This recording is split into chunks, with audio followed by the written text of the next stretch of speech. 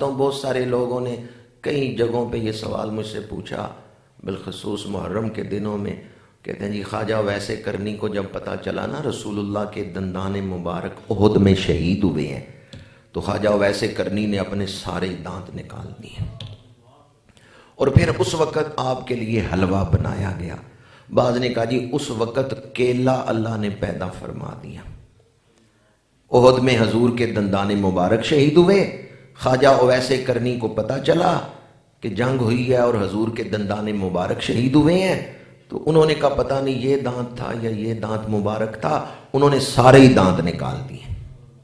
یہ بات من گھڑت ہے، اس کا حقیقت کے ساتھ کوئی تعلق نہیں، یہ من گھڑت بات ہے۔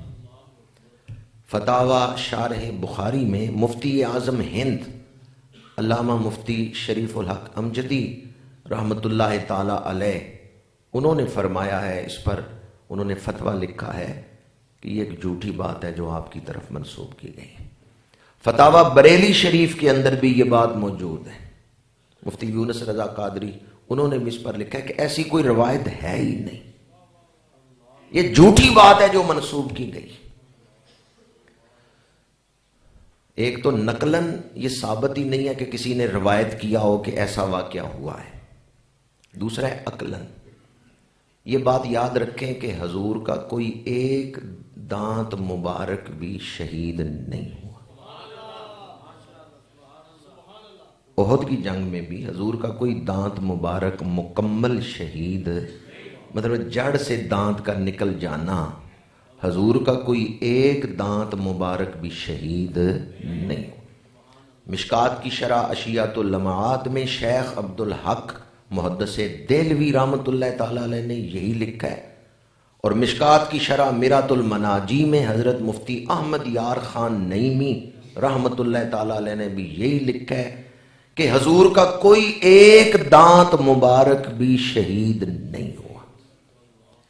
نیچے کے دندان مبارک میں چوکڑی میں ایک دانت ہے جس کا ایک کنارہ شہید ہوا ہے، اور اس کے ایک کنارے کا شہید ہونا اس طرح ہے جیسے ہیرے کو تراشا جائے تو وہ پہلے سے زیادہ خوبصورت لگتا ہے پہلے بھی خوبصورت، پر ہیرے کو تراشا جائے تو چمک اور تیز ہو جاتی ہے۔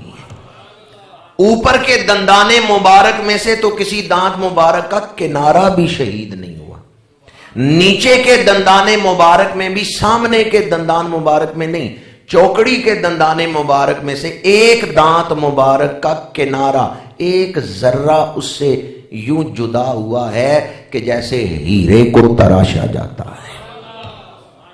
مسئلہ آپ کو سمجھ آ گیا؟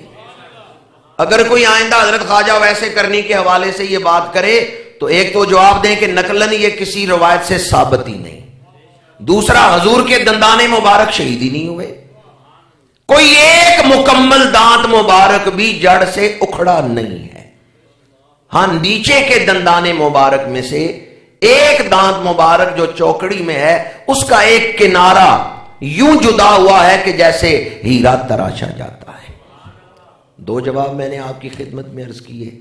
تیسرا جواب کہتے ہیں جی حضور سے مشابہت کے لیے آپ نے اپنے سارے دانت نکال دیے، تو مجھے بتائیں حضور کے ساتھ مشابہت کا جذبہ، حضور کی اتباع کا جذبہ، سنت پہ عمل کرنے کا جذبہ حضرت ویسے کرنی میں زیادہ تھا یا مولا علی میں زیادہ تھا؟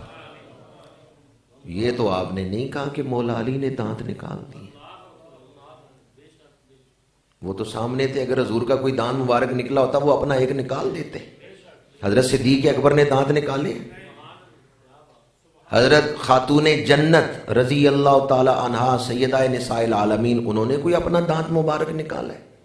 صحابہ نے تو دانت نہیں نکالے، اہل بیت نے تو اپنے دانت نہیں نکالے۔ اس طرح کی مشابہت شریعت کی نظر میں پسندیدہ ہے ہی نہیں۔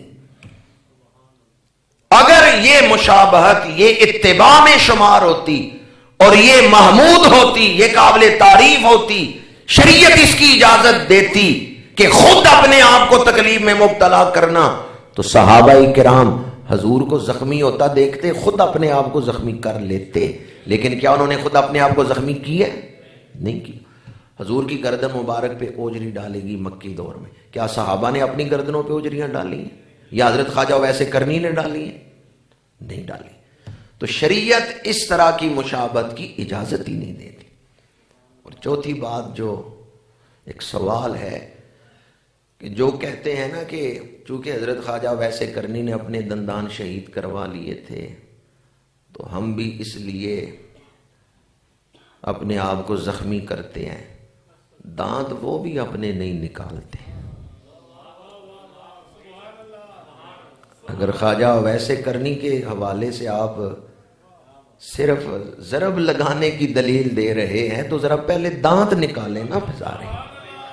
حوالہ دانتوں کا دے رہے ہیں لیکن دانت نہیں نکالتے آپ نے، تو اس لیے یہ بات عقل کے بھی منافی ہے اور نقلاً درایتاً روایتاً ہر اعتبار سے یہ بات ثابت نہیں ہے۔